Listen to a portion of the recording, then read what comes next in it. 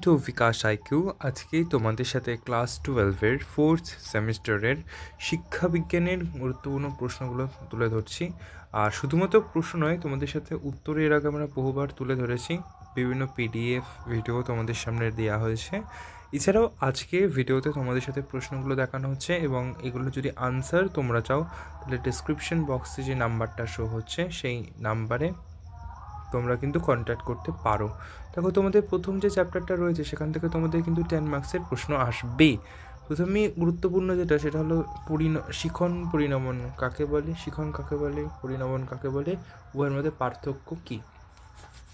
এটার থেকেও বেশি গুরুত্বপূর্ণ প্রশ্ন পরেরগুলো, পরিণমন কাকে বলে এবং শিখনে পরিণমনের ভূমিকা কী।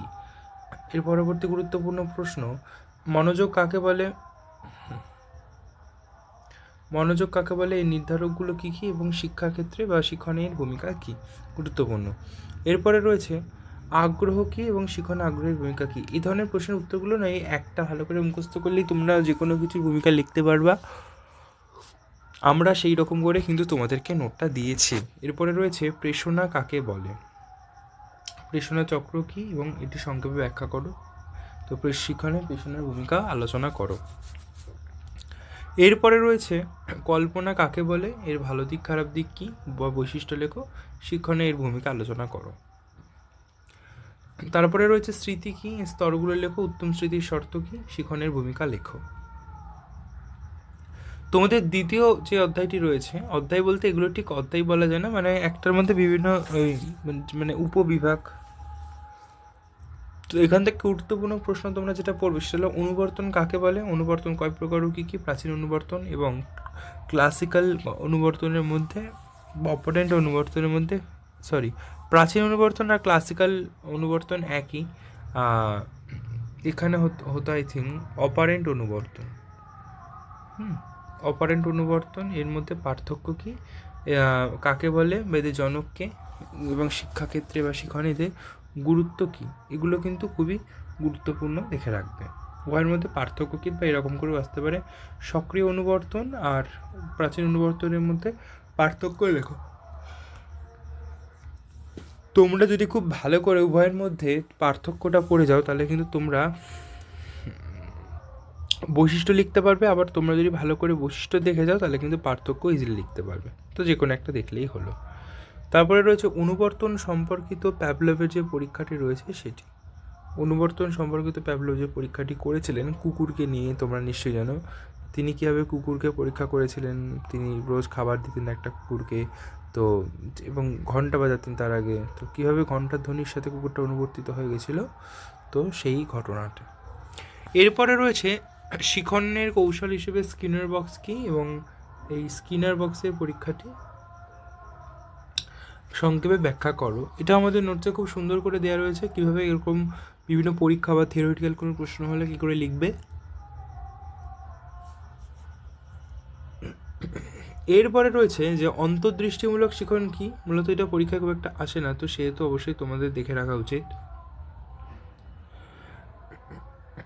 এর বৈশিষ্ট্য কী, অন্তর্দৃষ্টিমূলক শিখন কৌশল বা গ্যাস্টালবাদী তত্ত্ব বা সমগ্রতাবাদীদের তত্ত্বটি লেখো। এই সংক্রান্ত যে পরীক্ষাটা হয়েছিল সেটা লেখো এবং কয়েকজন গ্যাস্টালবাদী বা সমগ্রতাবাদীদের উদাহরণ দাও, যেমন কহলার, কোফকা। এরা যে পরীক্ষাটা করেছিলেন, কহলার যে পরীক্ষাটা করেছিলেন সুলতান নামের একটা শিম্পাঞ্জিকে নিয়ে, তো সেগুলো দেখবে।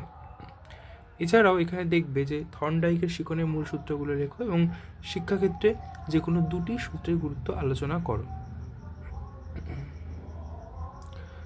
এরপরে রয়েছে বুনারের শিখন কৌশল। তোমাদের এই চারজনের টেক্সটের মধ্যে রয়েছে সবথেকে গুরুত্বপূর্ণ ওসুবেল এবং বান্দুরা, তো দেখবে।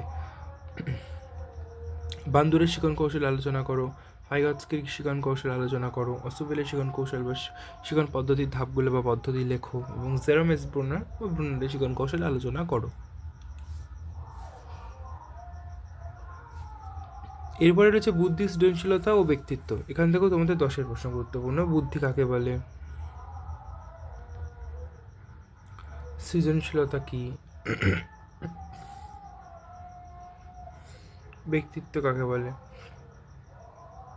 এদের বৈশিষ্ট্য বা এদের সম্পর্কে লেখো এবং শিক্ষাক্ষেত্রে বা শিক্ষণে এদের গুরুত্ব কী আলোচনা করো। এরপরে রয়েছে স্পিয়ারম্যানের দ্বি-উপাদান তত্ত্বটি আলোচনা করো এবং তার মধ্যে মানসিক ক্ষমতার উপাদান কী কী। এই দ্বি-উপাদান তত্ত্বটা কিন্তু খুব ভালো করে তোমাদেরকে আলোচনা করতে হবে, এবং যখন এরকম কোনো তত্ত্ব বা থিওরি লিখবে তখন সবসময় খুব সুন্দর করে সেই তত্ত্বের মূল বক্তব্য বা বৈশিষ্ট্য, সীমাবদ্ধতা, এগুলো কিন্তু সবসময় দিয়ে দেবে। এরপরে হচ্ছে থার্স্টনের দলগত উপাদান তত্ত্ব বা বহু উপাদান তত্ত্ব, এটাও দেখে রাখবে। মানসিক স্বাস্থ্য ও সুস্থতা, এখান থেকে তোমাদের 5 মার্কসের কোয়েশ্চেন পরীক্ষাতে আসবে। প্রথমেই যেটা দেখবে সেটা হলো মানসিক স্বাস্থ্য শারীরিক স্বাস্থ্য ও মানসিক স্বাস্থ্য কাকে বলে, হুয়ের দেওয়ার সংজ্ঞাটা পারলে দেখে রাখবে। মানসিক স্বাস্থ্যতা কী করে বজায় রাখবে, এই সংক্রান্ত সুনির্ধারিত মৌলিক দক্ষতাগুলো তোমরা অল্প করে দেখে রাখবে। এই বিভিন্ন যে সমস্যা, মানসিক সমস্যা বলো, স্ট্রেস, হ্যাঁ, ডিপ্রেশন, এই ধরনের সমস্যাগুলো কেন হয়, এগুলো কী করে সমাধান করবে, এবং ধ্যান কী বা ধ্যানের গুরুত্ব কী দেখে রাখবে। এরপরে রয়েছে শিক্ষামূলক প্রযুক্তি, এখান থেকে তোমাদের 5 মার্কসের প্রশ্ন আসবে, তো অবশ্যই খেয়াল রাখো যে এখান থেকে 5 মার্কসের প্রশ্ন হবে। তো প্রথমেই যেটা দেখবে সেটা হলো শিক্ষা প্রযুক্তি কাকে বলে। শিক্ষাক্ষেত্রে প্রযুক্তি, ইন্টারনেট বা কম্পিউটারের ব্যবহার বা ভূমিকা আলোচনা করো, যেটা খুব গুরুত্বপূর্ণ। এটার সাথেই কিন্তু কম্পিউটারের যে অসুবিধাগুলো রয়েছে ব্যবহারের ক্ষেত্রে সেগুলো পড়বে, যেমন তোর কম্পিউটার ইলেকট্রনিক দ্বারা চলে, তো যদি এখন ইলেকট্রিসিটিটা না থাকে তাহলে কম্পিউটার কী করে চলবে, কিংবা খরচ রয়েছে নেট বা ইন্টারনেটের পিছনে, কিংবা কম্পিউটার এর পিছনেও একটা খরচ রয়েছে, সেসব বিষয়। বা অনেক সময় শারীরিক ক্ষতি হতে পারে, মানে চোখের ক্ষতি হতে পারে অতিরিক্ত কম্পিউটারের সামনে বসে থাকার জন্য। এরপরে কি রয়েছে, এরপরে রয়েছে হার্ডওয়্যার সফটওয়্যার কাকে বলে, এদের মধ্যে 5টি পার্থক্য লেখো, মিনিমাম 5টা পড়ে রাখলেই হবে। তারপর হচ্ছে আইসিটি বা ইনফরমেশন অ্যান্ড কমিউনিকেশন টেকনোলজি কী, এই ধারণাটা লেখো বা এর গুরুত্ব কী বা প্রয়োজনীয়তা লেখো। এরপরে ডিজিটাল বিপ্লব কী, শিক্ষায় এর ভূমিকা লেখো। খুবই সহজ জিনিস। অনিয়ন্ত্রিত শিক্ষায় প্রযুক্তির ভূমিকা লেখো, শিক্ষায় প্রযুক্তি ও শিক্ষা প্রযুক্তির মধ্যে পার্থক্য লেখো। তোমাদের মূলত এই চ্যাপ্টারগুলো থেকে গুরুত্বপূর্ণ প্রশ্ন দেখে রাখবে, এবং শিক্ষাবিজ্ঞান থেকে তোমাদের মূলত মিন, মিডিয়ান, তারপর এই ধরনের প্রশ্ন তোমাদের সচরাচর আসে, মোড, মিন, মিডিয়ান, এবং সেগুলো নির্ণয় করতে তোমাদেরকে, তো সেরকম অঙ্কও আমরা তোমাদের সামনে তুলে ধরেছি, তোমাদেরকে পিডিএফ ইভেন দেওয়া হয়েছে। তো তোমাদের যাদের এই সকল নোটসগুলো লাগবে, শুধুমাত্র শিক্ষাবিজ্ঞান নয়, যে কোনো সাবজেক্ট হতে পারে, তোমাদের যেগুলো পরীক্ষা বাকি আছে, তার জন্য ডেসক্রিপশন বক্সে যে নাম্বারটি রয়েছে তাতে তোমরা কন্ট্যাক্ট করতে পারো। Thank you so much.